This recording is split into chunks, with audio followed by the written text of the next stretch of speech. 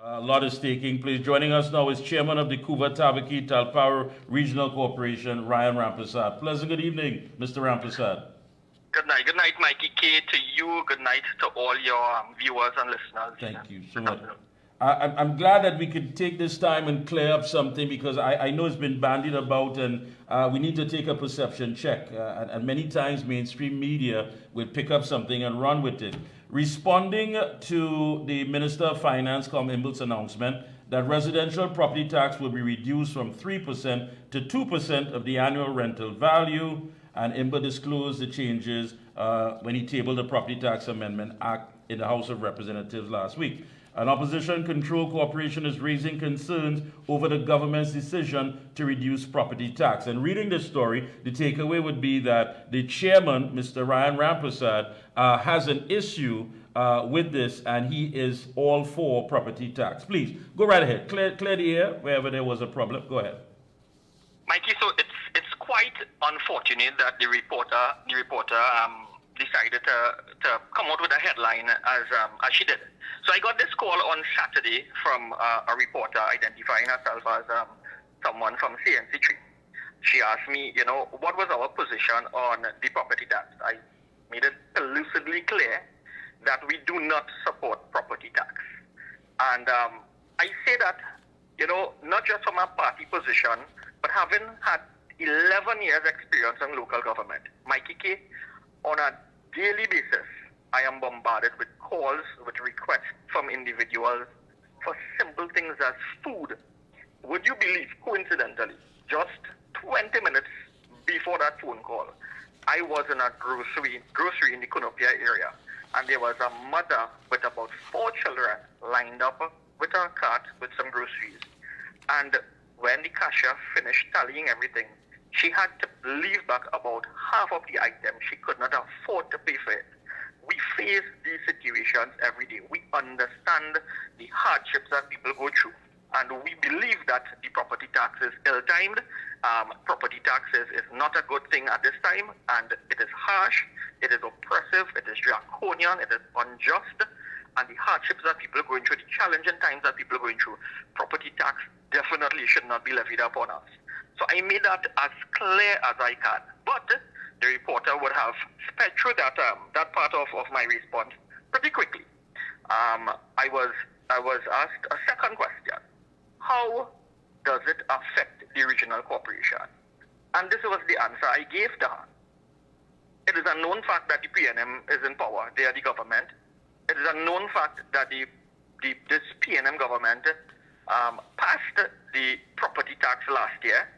And as they went into the new financial year, 2023-2024, the regional corporation, our regional corporation, we were met with a new line item under the heading of property tax to the tune of, I think, was $14 million. Now, it is quite unsettling that the Prime Minister, he snickered and he laughed when he said, that we were planning to utilize this money and so on. Mikee K, as a responsible regional corporation and as a responsible council, when we are presented with an allocation, with a budgetary allocation for our financial year, we would divide it amongst the 15 councillors, and we would go to our burgesses, and we would promise, certain projects based on based on the value of the projects and so on. Of course. We would look at the priority and so on. And that is basically what I was saying. We planned our year ahead. But it is a known fact also that every year since the PNM has come into power, whatever they gave to us, even prior to the property tax coming into effect last year, whatever is allocated to us is never what is actually released. These are two key words in our vocabulary in local government. Allocations is what you promise us in the budget, and releases, what you actually give to us. For every year, it has been getting progressively worse. However, we still try to plan based on what is allocated to us. And this is what we did. Being a responsible council, we planned the year ahead. And I was simply asking the question, is this going to be another opportunity for the minister, and this minister has to be the worst minister of local government ever, Faris Alwari. Is it going to be another excuse for us not to get what was allocated to us? Not that we want property tax. We are happy for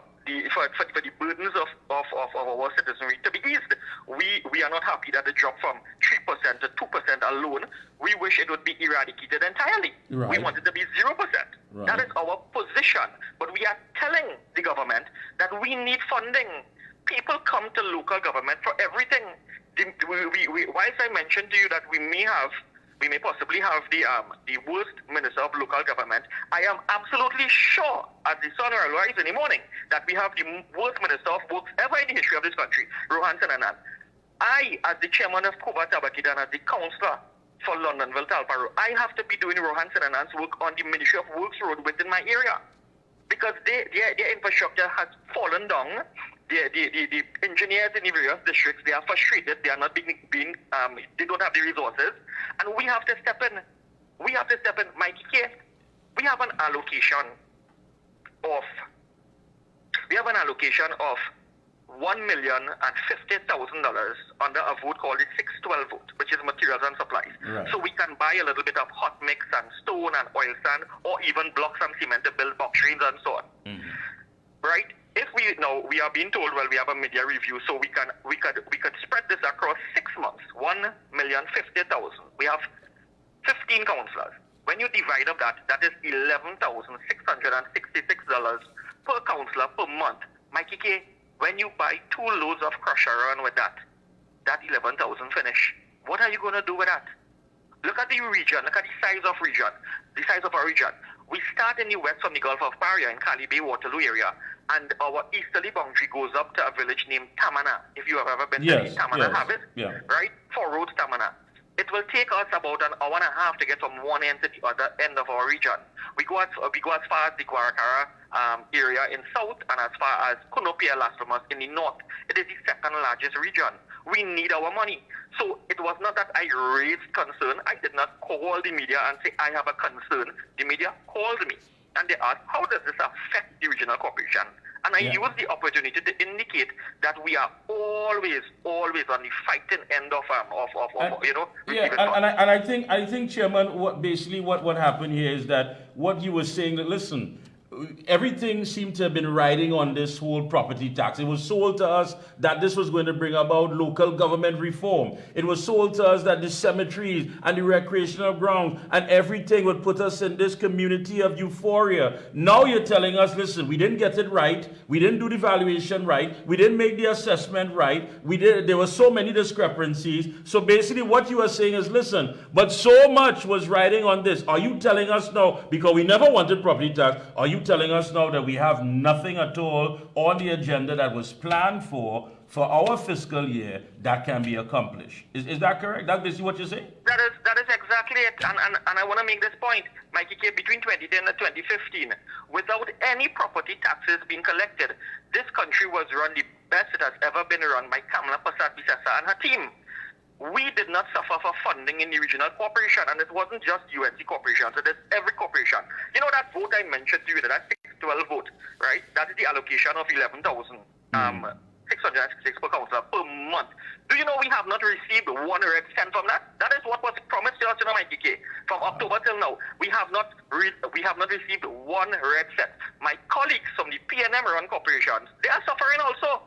They are bawling and crying, but very quietly. They're not going to say anything because, I mean, it's their government. I think what the takeaway from that is the fact that basically, listen, is this going to be another thing that's going to be used as an excuse not to give those corporations that are controlled by the UNC anything at all? And I think that was very well. Listen, go ahead, quickly close off because we're about to close off.